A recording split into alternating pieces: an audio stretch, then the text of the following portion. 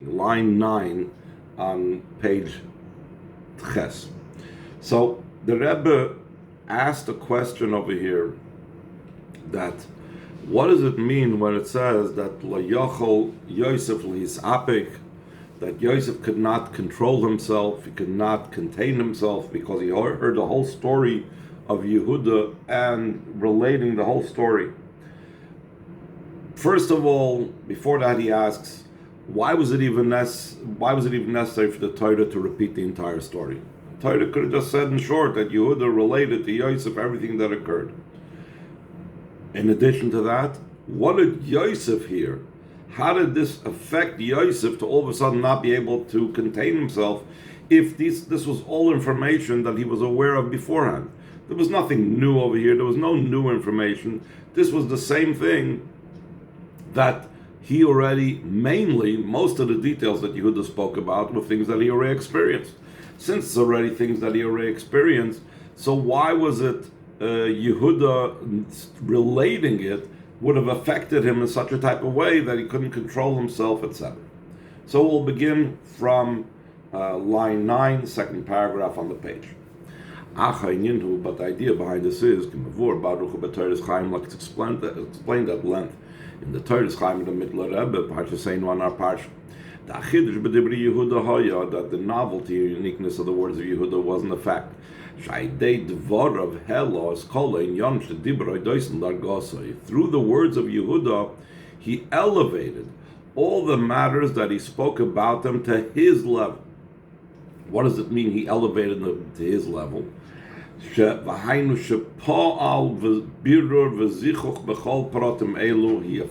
a refinement in all of these details that he related, that he told Yosef, and he raised them up to their root and to their source. So just like usually we think about Birurim as being something that applies, where does Birurim apply?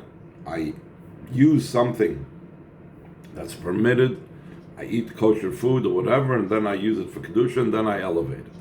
Here, there's a unique process of elevation. That Yehuda was a unique person, like we'll soon explain, because of his bittul.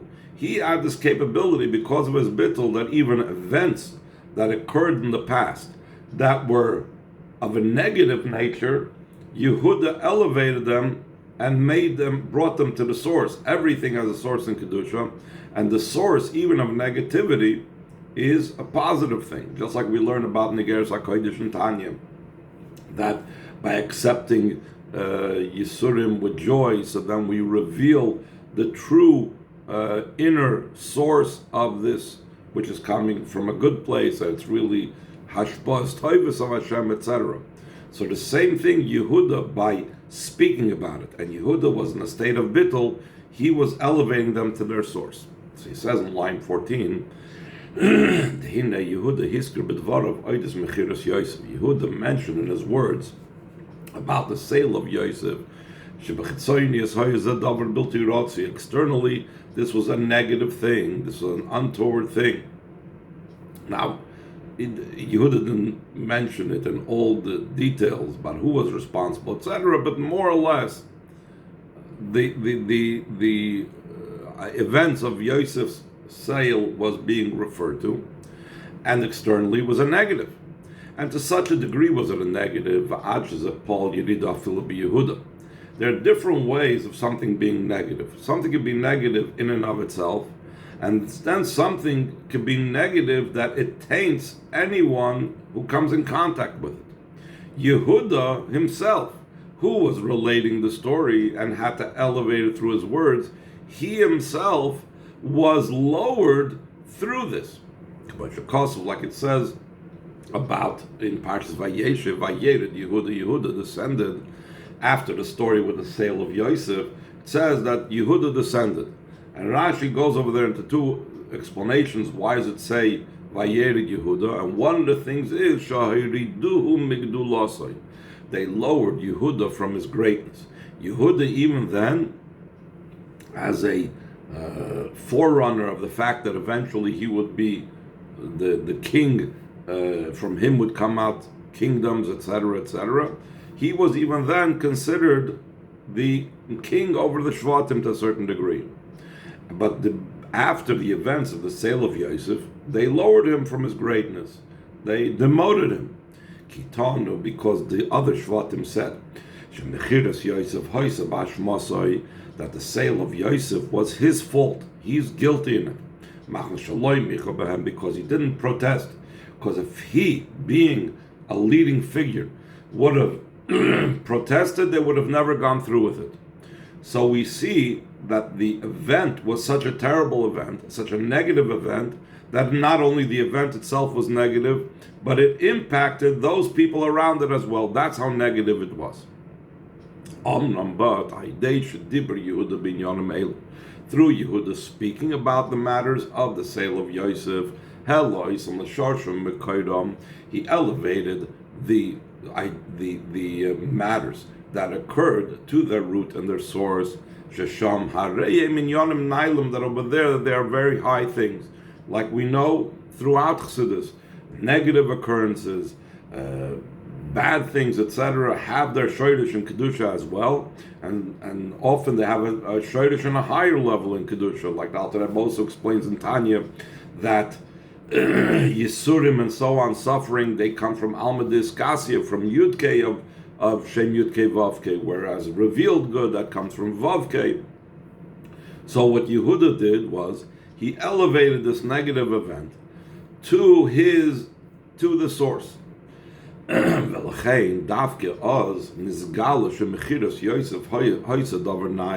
because he elevated it to its source, so then it was revealed that the sale of Yosef was actually a very positive thing, a very good thing. Like Yosef said,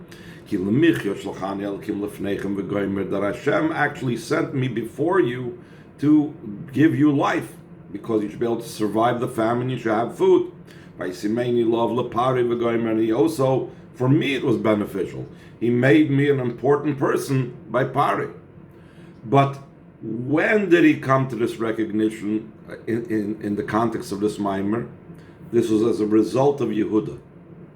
Yehuda, specifically Yehuda. Machmas mailas habitl shaloi, because of his level of bitl. So Yehuda, because of his bitl, and this is really, you could say this is the connection with the previous part of the Maimer. If you look at it really, there seems to be two separate topics that the Maimer is talking about over here.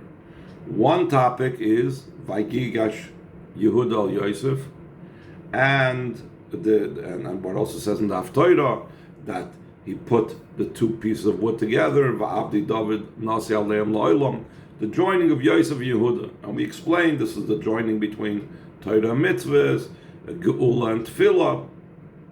That's totally one topic. Then there's a completely new topic, and that's the question and answer over here concerning why tell over the entire story. Why did Yosef burst into tears and couldn't control himself because of the story? That seems to be completely unrelated. But there is this thread that connects them, that Yehuda is the level of bittul.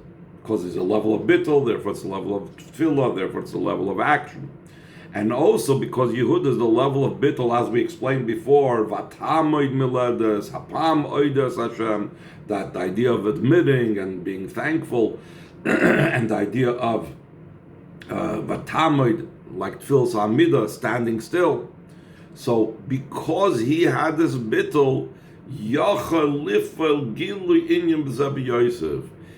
was able to, with his bittul, bring this revelation of the matter in Yosef as well, that Yosef should appreciate and experience now and realize the good that was concealed in this negative. It's a very interesting approach, because with this Maimer, it would come to be that perhaps up until this moment, at least according to this Maimer, up until this moment when Yehuda related this entire thing, Yosef looked at all the events that occurred to him in a negative way. He saw it with human eyes. My brothers threw me into prison. Afterwards, Potiphar threw him into prison. Then Sarah Mashkin forgot.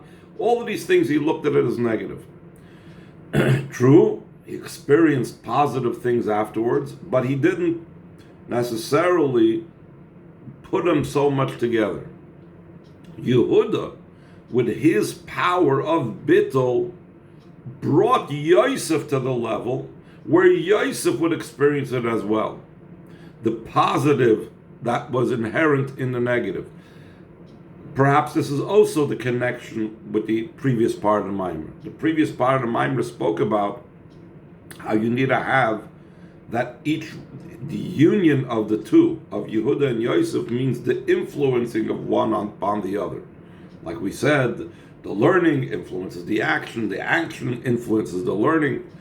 So perhaps in a similar vein, this is the influence that Yehuda had on Yosef. Because of Yehuda's bittul, he brought Yosef to the realization to see the good. And perhaps the reverse thing was that Yosef therefore treated his brothers only good and only well, and didn't entertain any type of thoughts of chas v'sholom, revenge or anything like that, because so that's the influence now of Yosef on the brothers, because he saw the positive. Perhaps also we can liken this to the famous story with Alter Rebbe and the Mittler Rebbe were reading the Teichacha. That one year the Alter Rebbe was away from Lozhner or Liadi, and someone else was reading the Teichacha in Parshas Kisavai, and the Mittler Rebbe fainted from the terrible things that he heard. And then they asked him, "What do you mean? It's not the first time you heard the Teichacha in Parshas Kisavai. Why are you fainting?" So he said, as the Tata leint herzich nicht in Klolos. When my father is reading, with Alter Rebbe, who was the Baal Koda, is reading, it's not heard any types of curses. Yehuda was like was Alter Rebbe being a Baal Koda. Yehuda relating the story elevated it, just like the Alter Rebbe elevated and allowed the Mittler Rebbe to see the brachas. Same thing, Yehuda elevated this story, the events that took place, so that Yosef could see, because Yehuda's bittul, Yosef could see the great advantage and the great quality over there. Line 26. Therefore, he affected in Yosef something new. We asked what happened new after Yehuda related that he burst into tears. Yes, he was not he was looking now at this with completely new eyes, and because he was looking at the events with completely new eyes, it blew his mind. Yosef couldn't control himself, which that is the idea of crying. Crying shows that you've been blown away by whatever events, either positive or negative, that causes a person to burst into tears. You had the idea of crying, that comes from the excess of the level of intellect. What's it mean, excess of intellect? Tears, Chassidus always brings down, is the excess of intellect, which means is when my mind is not broad enough to be able to handle something.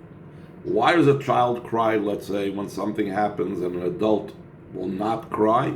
Because a child's mind is not broad enough to be able to handle, let's say, disappointment.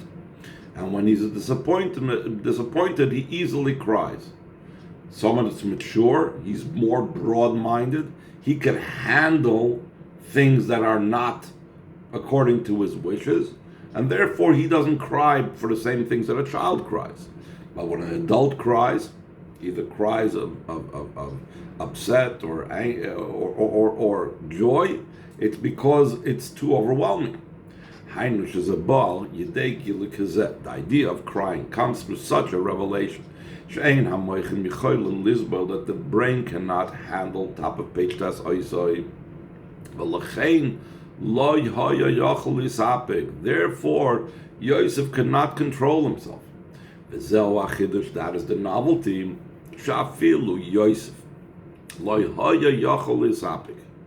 Even Yosef, as great as he was, like we'll soon explain that greatness, even Yosef who was an amazingly high level, he was so blown away by what Yehuda did over here, by how Yehuda turned around all the events and elevated all of these events, that even he couldn't control himself. What does it mean, even he? What was so special about Yosef? So it says, Ki though in general, Yosef that Yosef is greater than all the forefathers in the tribes. Like it's known, the explanation about this, that the forefathers in the Shvatim were shepherds. Why were they shepherds? Because they couldn't engage with the world. They were worried about engaging with the world. Because they wanted to be alone and separated from the world. As opposed to Yosef, he had in his power the capability to be cleaving to godliness. But Hashem's very essence, while being a viceroy to the king of Mitzrayim. And as we mentioned many other times, Mitzrayim was the most corrupt, immoral place in the world. And he was in the topmost tier of the corrupt, of this corrupt environment. And he was still Yosef HaTzadik. Okay, Isa, Medrash, Yaakov is brought down in Medrash. What Yaakov Avinu said, when Yaakov Avinu was told that Yosef was still alive, so he said, Rav, how much? Oid Yosef Nichai, still my son Yosef is alive. And all the Mefarshim, including Rashi, speak about what was this Rav? What does this mean? How much? So, simple sense means that was too much for him to take in. But the Medrash explains, Rav, he is so great, he is so unbelievable, Shut Tzaddik Harbe Yosef Remenu, that Yosef is a greater tzaddik even than Yaakov Avinu. That he could see, what? This viceroy in Egypt, that is Yosef, and he still remembers about what we learned about Eglah Rufa. He's still on track with his devotion to Yaakov and his ways. So even Yaakov appreciated how much greater Yosef was than him. That's why he called him a Rav. That's why he said, wow, it's amazing, so great. So despite the fact that Yosef was so much higher than the Avos and the Shvatim, still in all, even his moichin could not handle. He was not broad-minded to be able to handle and control and to take in this amazing turnaround that happened through Yehuda's relating of the story. Became still in all after the words of Yehuda, in a way that Yehuda approached the ultimate state of bit that we spoke about before.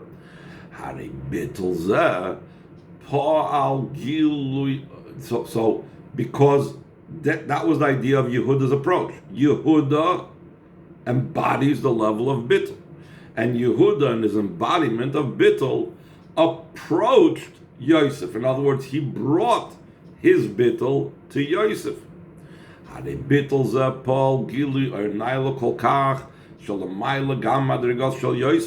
This bittul affected such a great revelation of light that it was even higher than the level of Yosef. Until Yosef was not able to control himself, and that's why the pasuk needs to repeat the whole story, because that's like a crucial part of the story. That because Yehuda said all of this, he elevated all this, and then he brought Yosef to this very high level. To such a degree, the sound was heard in the house of Pari. What does it mean? The sound was heard in the house of Pari. So the Zohar says on the parsha, Beisa disperiu v'izgalion minei kol naharim. We've mentioned this before.